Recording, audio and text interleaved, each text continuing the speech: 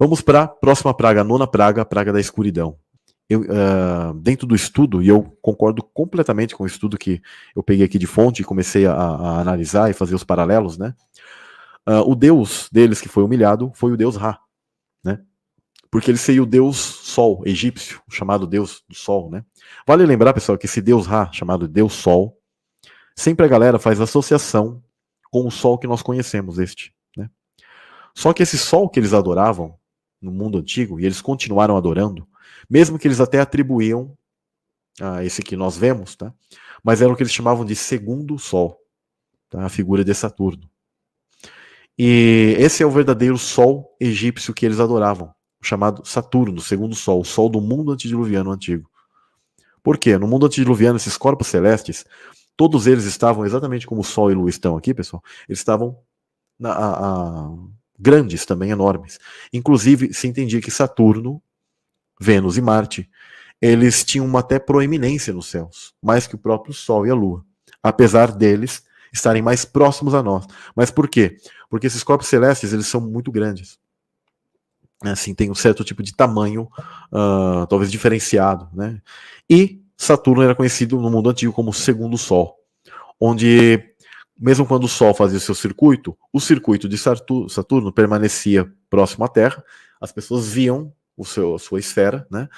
E ele dava um tipo de brilho de cor púrpura, tá? De cor púrpura, cor roxa na Terra, na noite, né? E mesmo no dia ele tinha uma coloração avermelhada ou algum tipo de dependendo a claridade do dia, tá? A estação. Isso era entendido no mundo antediluviano. Por isso que você verá muitas bandas, músicas, coisas que fazem alusão a alguma coisa, por exemplo, a figura de Saturno, a cor roxa, né, a cor púrpura, aquela própria música do chama Purple Rain, do Prince, né, do Prince. Todos esses ocultistas, eles conhecem, tá, toda essa questão do mundo antediluviano, então eles fazem adoração a esse segundo sol. Por isso que tem aquela canção, né, quando o segundo sol chegar, né, na questão que fala dos alinhamentos dos planetas, porque eles entendem que no mundo futuro, em um dado momento, esses corpos celestes virão e ficarão à vista de todos. O Sol e a Lua se verão afetados, que são os principais que nós vemos, o Sol negro, a Lua vermelha, só que esses corpos celestes estarão bem grandes e as pessoas verão ele virá com sua luz roxa, né? E misturado com as cores dos outros planetas, dos quais são o que, pessoal? São portais dimensionais que estarão abertos no mundo futuro, e por isso que provavelmente os ocultistas falam muito disso, porque eles estão esperando, e eles acham que são os seus anjos, né, os seus salvadores que virão, mas na verdade são essas entidades demoníacas, e aquilo que o próprio Apocalipse fala, que as dimensões espirituais estarão abertas. Esses gafanhotos são demônios, né? São entidades que estarão livres, transitando na Terra, onde não haverá diferença entre Sheol e mundo.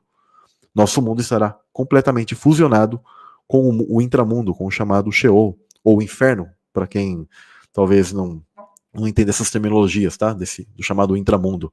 Então, essas entidades estarão aqui. Então, esses corpos celestes que eles trabalham como controladores de frequência, de questões de dimensões, etc., estarão todos abertos, estarão aqui.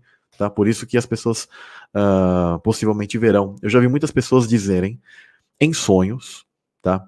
Pode ser uma influência, porque elas assistiram alguma coisa, mas é interessante que até mim já chegaram, e eu não creio que essas pessoas estão mentindo, tá?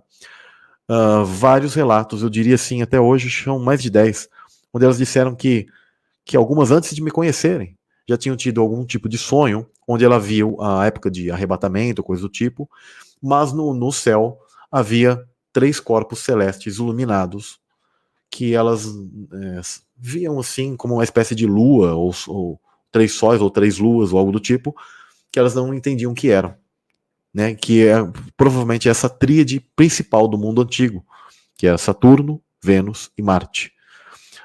Existem alguns desenhos do mundo passado. Eu tinha uma série chamada Símbolos no Céu Desconhecido, baseada em estudos de alguns físicos, onde eles entendem que muitas imagens de arqueologia, elas eram alusão a esses corpos celestes antigos, onde eles criavam até uma iluminação e um campo campo diferente, e formavam desenhos, e os povos observavam aquilo e desenhavam isso em pinturas rupestres.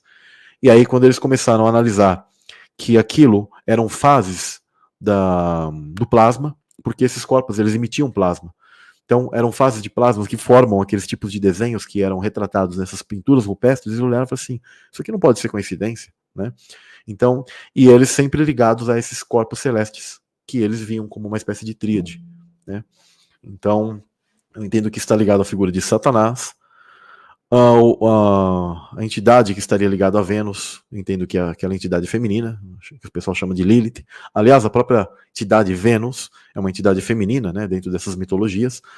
E o planeta Marte estaria ligado a uma espécie de entidade primogênita, ou um filho, um deus da guerra, ligado a Caim, a outros, a Nimrod, né? É sempre essa questão de uma espécie de ser da guerra, que é filho dessas duas entidades e que viria para este mundo.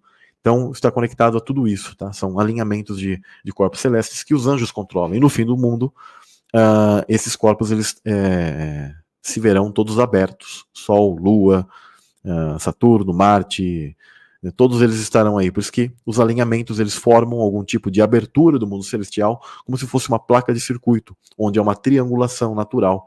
E isso ocorre, tá, pessoal? Voltando então aqui à questão das pragas.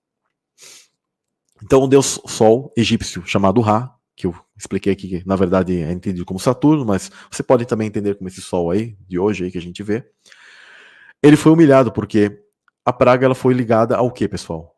A praga da escuridão, onde as trevas caíram sobre o Egito, e inclusive foi sem aviso prévio, como um prelúdio para o destino futuro que o Império Egípcio sentiria quando a mensagem de Deus não fosse atendida. E eles se voltassem ainda novamente para os seus próprios deuses. Cada deus foi humilhado no panteão deles. Por cada praga eles foram humilhados pessoalmente, né, digamos assim, de maneira bem detalhada.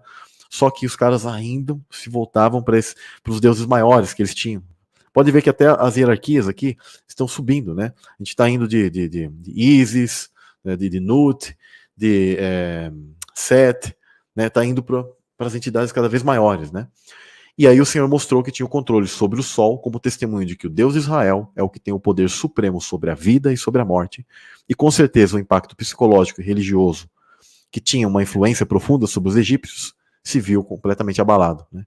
E a escuridão era uma representação de morte, julgamento e falta de esperança, né? Onde a escuridão era uma completa ausência de luz, e mostra que eles não tinham o poder e a sabedoria total, né? E é interessante que isso está conectado a Sefirot de Chokhmah, né, que é a sabedoria.